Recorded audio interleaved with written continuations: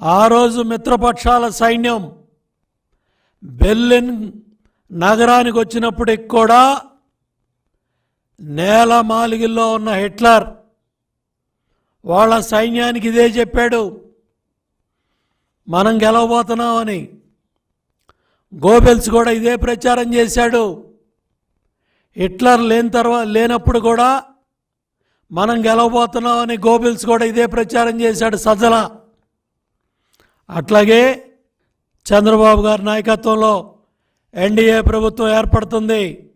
ఈ I-PAC team ఈ data చోరీ, రాష్ట్ర ప్రజల వ్యక్తిగత సమాచారం, వ్యక్తిగత భద్రతా సమాచారాన్ని వాలంటీర్ వ్యవస్థ ద్వారా చోరీ చేసి జగన్మోహన్ రెడ్డి ఐపాక్ టీంకి కట్టబెట్టాడు. బాబాయిని గొడ్డలతో చంపిన ముద్దాయిల్ని నీ తమ్ముడు అవినాష్ రెడ్డిని కాపాడుతున్నందుకు నిన్ను గెలిపిస్తారా? ధరలు, నిత్యావసర వస్తువులు, పేదల రక్తాన్ని పీల్చి 8 లక్షల కోట్ల రూపాయల భారం వేసినందుకు నిన్ను ఉద్ధరిస్తారా రాష్ట్ర ప్రజలు?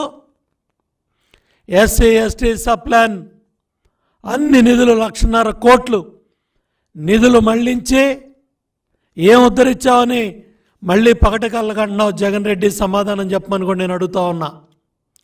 అన్నా క్యాంటీన్లో పేదవాడికి అన్నం పెడితే ఓరవలేకపోయావు, పెళ్లి కానుకలు ఇస్తే ఓరవలేకపోయావు, 100కు పైగా ఎస్సీ ఎస్టీ బీసీ మైనార్టీ పథకాలన్నీ రద్దు చేశావు. దీనికోసం నువ్వు కళ్ళకంటున్నావు. మద్యపాన నిషేధం చేస్తేనే ఓట్లు అడుగుతా ఉన్నావు. అవన్నీ మర్చిపోయావు. మాట ఇచ్చావు, మాట తిప్పావు. ఇవాళ నీ మాటలు చూస్తూ ఉంటే ఇక భవిష్యత్తులో మీరు ఏ స్టాండప్ కమెడియన్గా ట్రై చేస్తే బెటర్ అని రాష్ట్ర ప్రజలు అనుకుంటున్నారు. ఇవాళ నువ్వు మాట్లాడిన మాటలు వింటా ఉంటే స్టాండప్ కమెడియన్ ఏ విధంగా నవ్వించాలనే ప్రయత్నం చేస్తున్నాడో దాంట్లో భాగంగానే ఐపాక్ టీం ఇవాళ నిన్ను ఒక స్టాండప్ కమెడియన్గా చేశారు. ఇవాళ నిన్ను నమ్మటానికి, నీ మాటలు నమ్మటానికి కూడా ఎవరు సిద్ధంగా లేరు.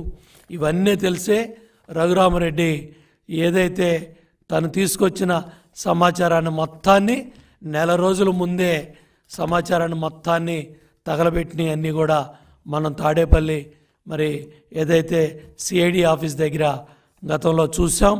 అదేవిధంగా ఇవాళ కీలక ఈ ఫైళ్ళన్నీ కూడా మరి మాయం చేసే కుట్ర కూడా జరుగుతూ ఉంది. ఎవరైతే తప్పు చేస్తూ ఉన్న అధికారులందరినీ కూడా హెచ్చరిస్తున్నాం.